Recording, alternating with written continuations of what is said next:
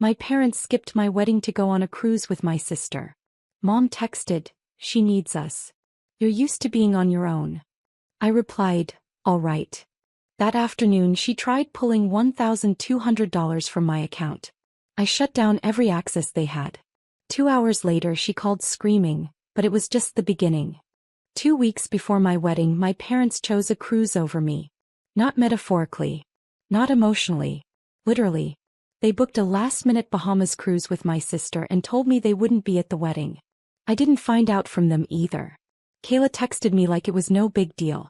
Said they'd already paid for everything and didn't want to let the tickets go to waste.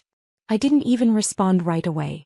I was shaking, holding my phone, waiting for the actual message from my parents to explain. It never came. So I messaged my mom asking if it was true.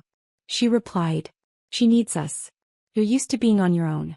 That was the moment everything flipped. She could have just said sorry. He could have lied even. Made up an emergency.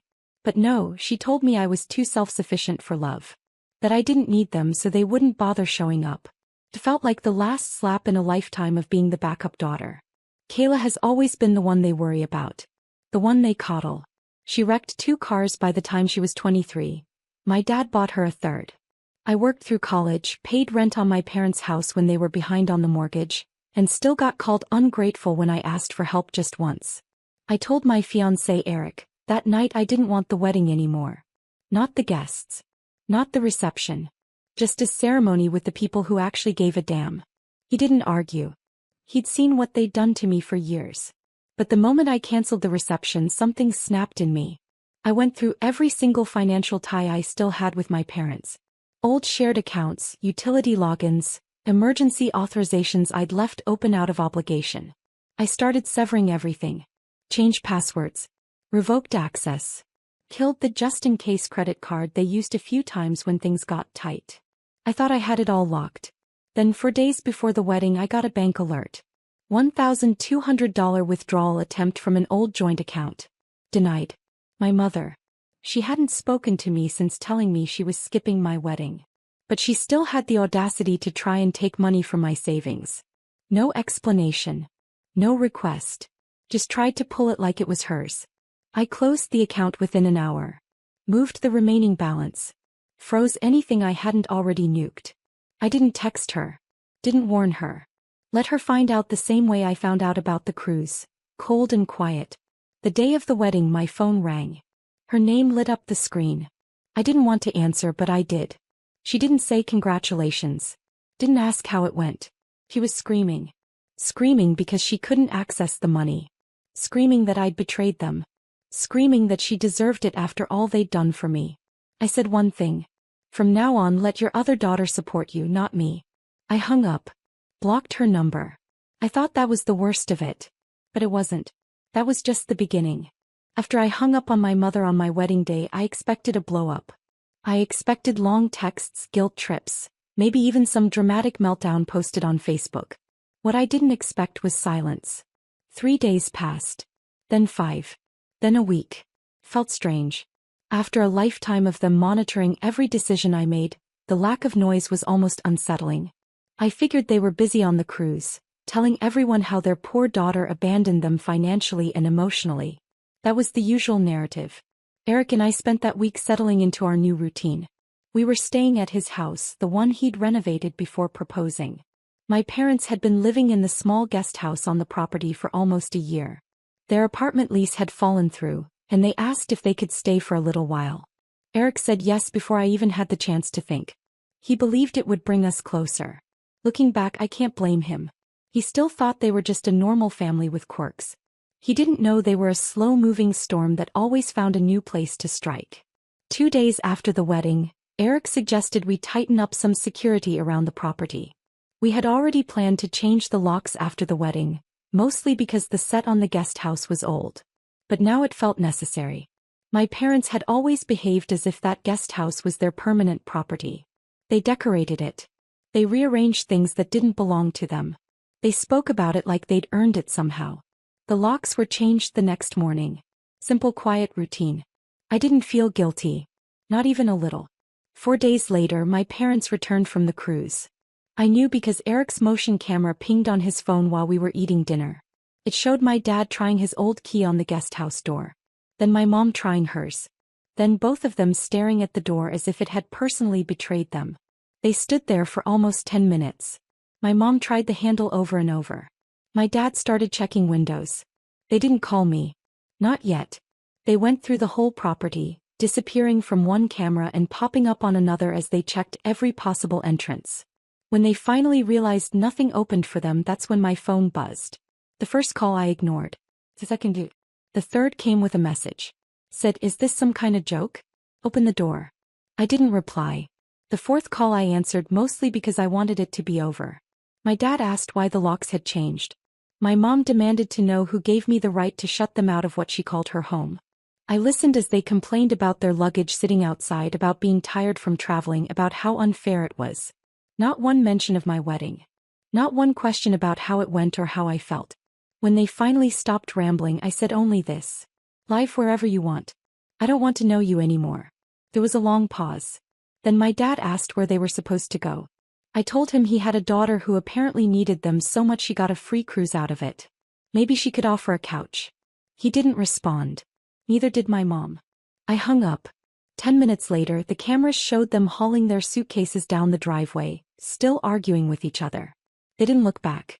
They didn't knock again. They just left. Eric watched the footage with me. He didn't say much. He just placed his hand on mine and nodded as if confirming something neither of us wanted to say out loud. Cutting ties was supposed to be the end. But it wasn't. The moment they walked off the property was the moment the real trouble began. They weren't gone more than 48 hours before the next move came.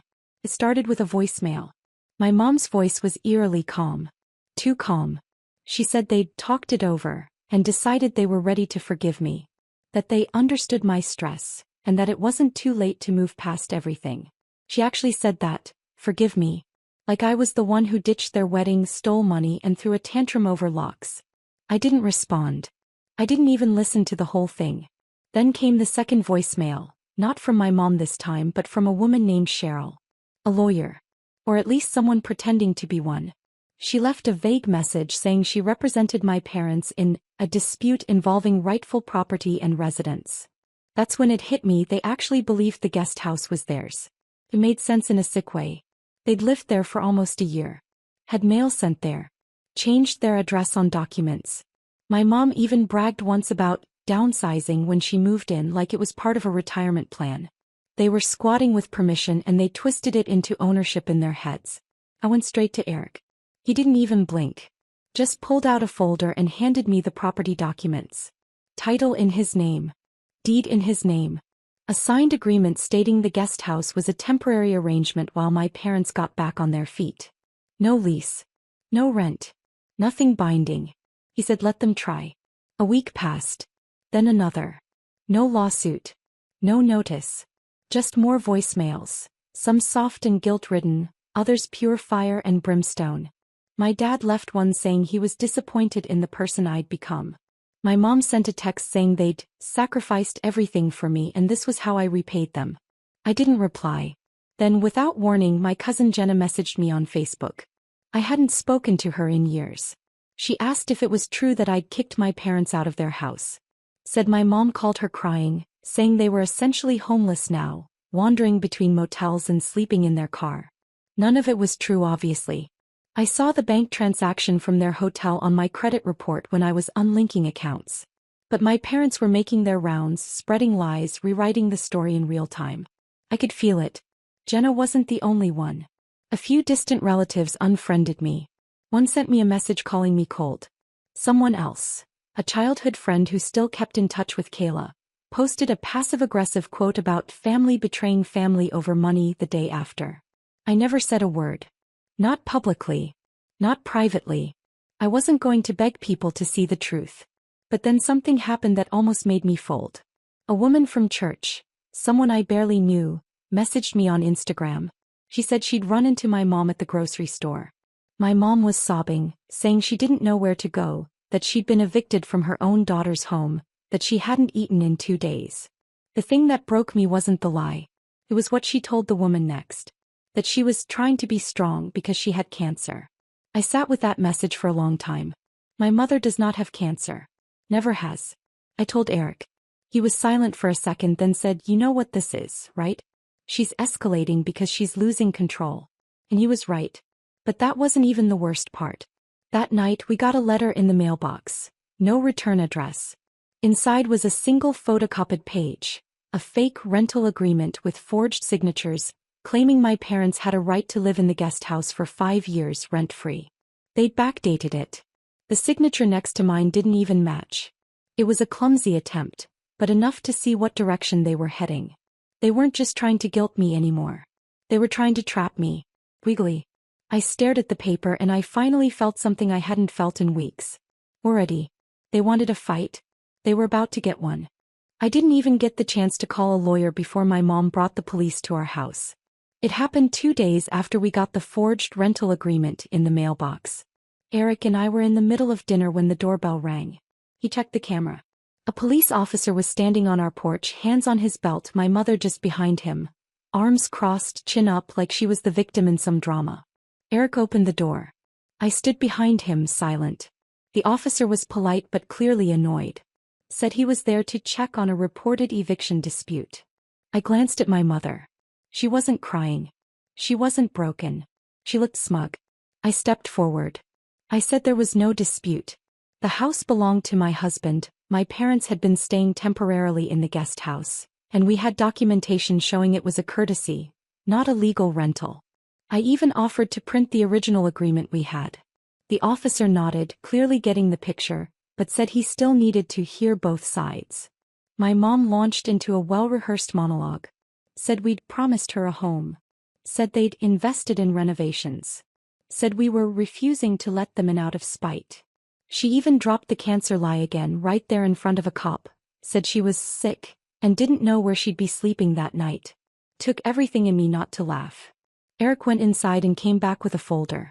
He handed the cop the title, the signed agreement, the documents showing my parents had no lease and paid no rent. The officer read it, nodded again and said, "Okay, well, this clears things up. Unfortunately, there's nothing I can do here." My mom looked like she'd swallowed glass. The officer turned to her and said she had no legal right to enter the property, and if she tried again we could press trespassing charges. He was firm but not unkind. She didn't say another word. They left. She didn't even look at me.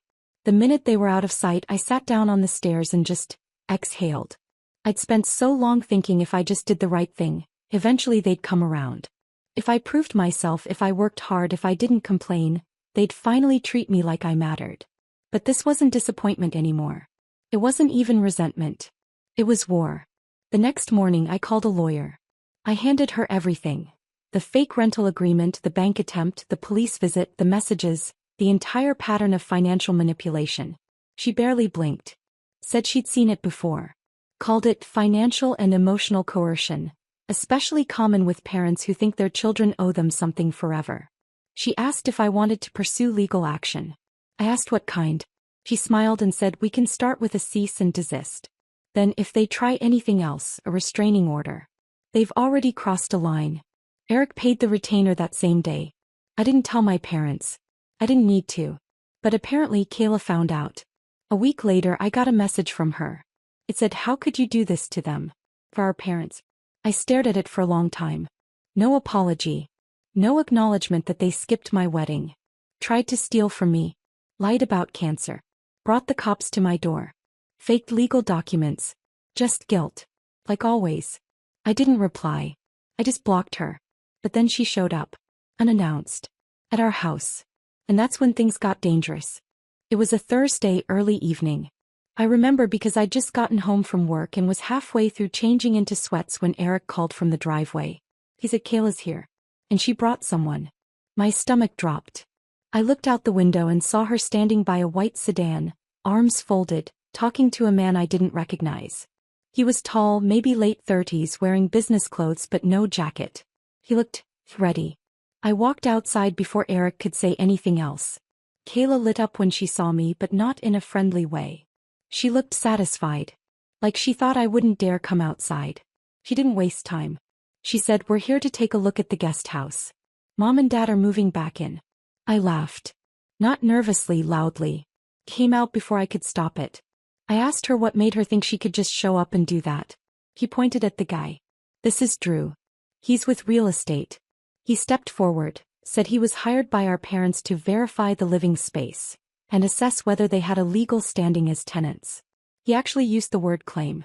I told him calmly that there was no claim, no tenancy, that we already had a lawyer involved. He started asking questions. Was there a lease ever signed? Did they pay utilities? Was there any documentation that might suggest intent to reside long-term? I told him that, actually, there was a forged agreement that had already been submitted to our attorney. That stopped him cold. He shifted, cleared his throat and said, then I'll need to step away from this. Kayla lost it. Started yelling at him, telling him not to back down, that we were bluffing. He turned and walked back to the car without another word. Now it was just her. She turned on me like she'd been waiting her whole life. Told me I was a selfish, vindictive brat. That our parents gave me everything, and I threw them away over one decision. He said I owed them. Said I owed her. That the only reason I had a house at all was because our parents allowed it. I asked her what exactly they allowed. Living in a home they didn't own? Lying? Stealing? Forging my name? She didn't answer. Just started crying. I stood there watching, but I felt nothing. Not anger. Not sadness. Just a quiet, hollow recognition that this wasn't a family fight. It was something deeper. Rot that had been there a long time. Then she pulled out her phone. Said she'd record everything and show the whole family how I treated our own blood. Eric stepped forward then. Calmly but clearly done. He told her she was trespassing and if she didn't leave we'd file a report. She called us insane. Told us we'd regret this. That we had no idea what we'd started. Then she got in her car and left. We documented everything. Sent it all to the lawyer. The next week, we filed an official cease and desist against both my parents and Kayla. And for a while it got quiet.